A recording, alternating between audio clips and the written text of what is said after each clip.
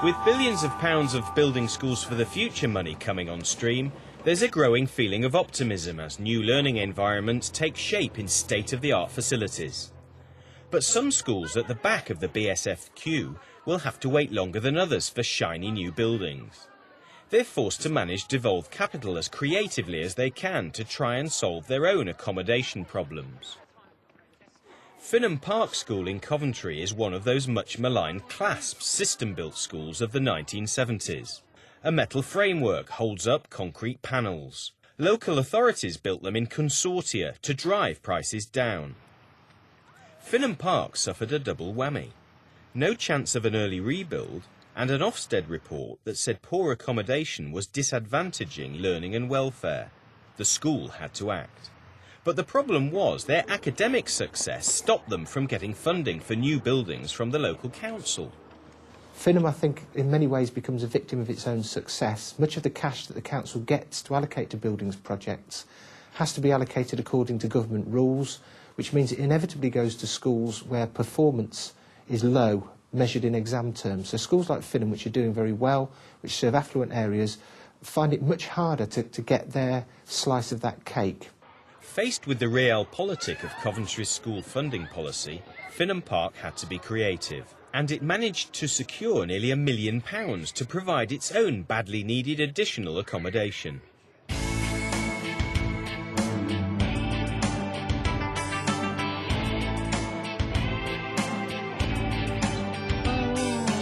Two new blocks have been built in the past 3 years. A superb new library and teaching centre was the first building to go up, and recently a canteen and sixth form centre have gone into service. The way they've done it is a great example of how managing capital funds creatively can help schools to provide for themselves. We had occupancy rates in the region of 95% for specialist labs, science labs, and I believe that the national criteria at that time was around about 80%. So we persuaded them that our occupancy rates were much higher than that, so we needed to improve the stock of rooms that we had. Finham's business manager then set out to find a way of getting a new building without spending vast sums on a conventional structure. The first building that we did was to try and address the issue of the fact that the library was inaccessible to students with disabilities, and also the fact that we were short of classroom space. And we were unable to get funding for a proper build, so the deputy head, who was the acting head at the time, and a group of us looked at a different type of build that was not so expensive, and the modular building type of things was the way we went. Beneath this brick skin are terrapins, the modern equivalent of these drafty old temporary buildings. Jan Hawker worked with the deputy head to devise a plan to persuade the council to put money into a scheme to buy new modular buildings. Money available for improving disabled access was a critical part of the scheme. We had discussed with Terrapin and the other potential builders for just a 6-classroom block. This was not going to be a persuasive argument with the local authority, and so we piggybacked the move in the library and the access for a library, which is essential for any school, putting that alongside the 6 classrooms, and went for that.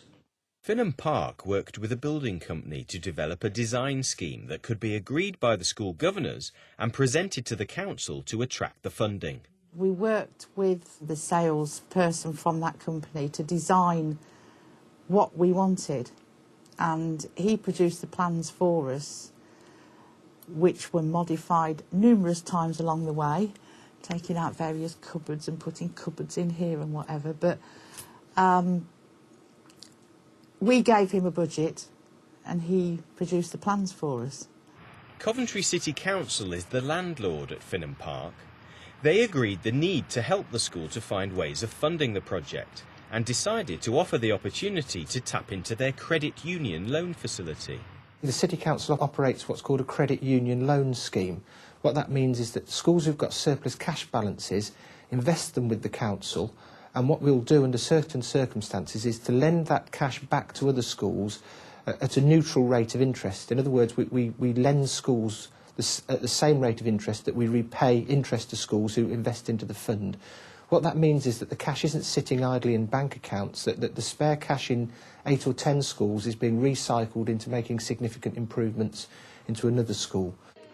Flushed with the success of the library project, Finham Park decided they would put together a second funding package to build this block, which provides accommodation for the sixth form, a new dining area and facilities for music. You've got a building here which is sixth form, dining room and our music block. You can see it's a pretty functional block. We managed to persuade Waco to hide all of their steels inside, so at least it looks a bit better. But what we were concerned with was more about what's inside it rather than what you see on the outside. It's another modular building which was designed in close collaboration with its builders in a small project management team. The school worked with the same man who had been involved in the library project. The key thing, I think, from my point to the school is that they had a small team of Jan and Colin, but they had a one-point contact really from me. So it was me and Jan doing a lot of talking together all the time. And then Jan had Colin on the side, and then they dispersed into the school.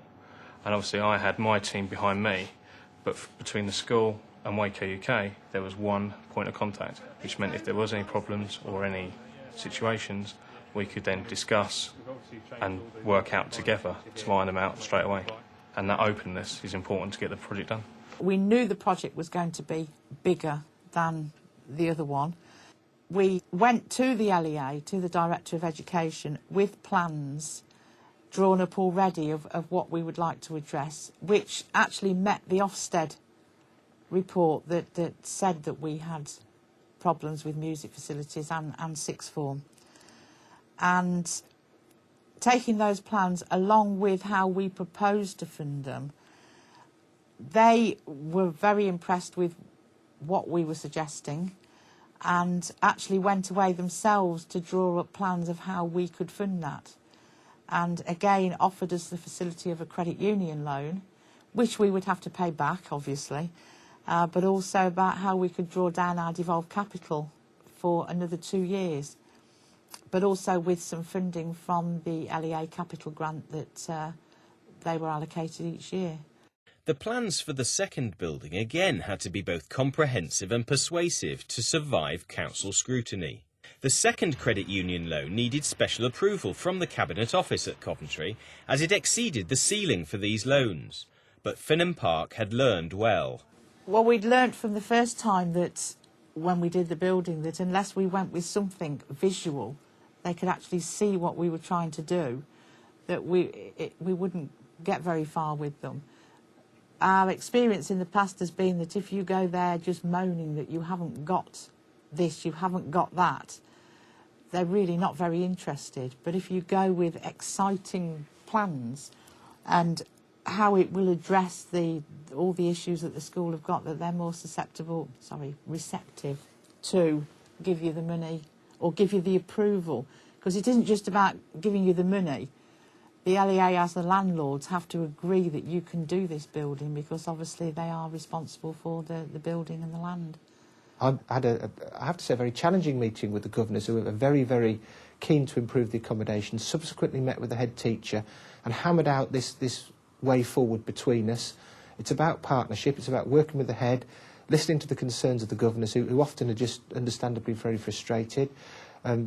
Pay tribute to the school's business manager, who's really been the key driver behind this in terms of making the detail work all round, and staff in my division in the City Council making sure that the building makes sense and that it's all affordable, have made, I think, a scheme that will make a big difference to pupils and the community that Finham Park serve, without a major call on cash which we'd already allocated to other schemes which are of a higher priority because they more directly address standards in other schools.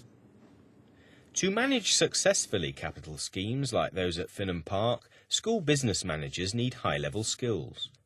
The National College of School Leadership provides qualifications that can equip schools with the expertise needed as they become increasingly self-reliant. The NCSL offers a certificate and a diploma of school business management, and their website provides an online community that can exchange advice and discuss case studies. Jan Hawker sees the value of such training. There is training available now for people coming into the job, both new and for people who've been doing it for a while. And I would always acknowledge that we can still learn. There's still things I can learn. But the programmes that are available now for people to get qualifications in administration and premises management and all that sort of thing, for people who don't know the role very well, I think it's invaluable to them. But also the biggest part of learning is learning from other people doing the job.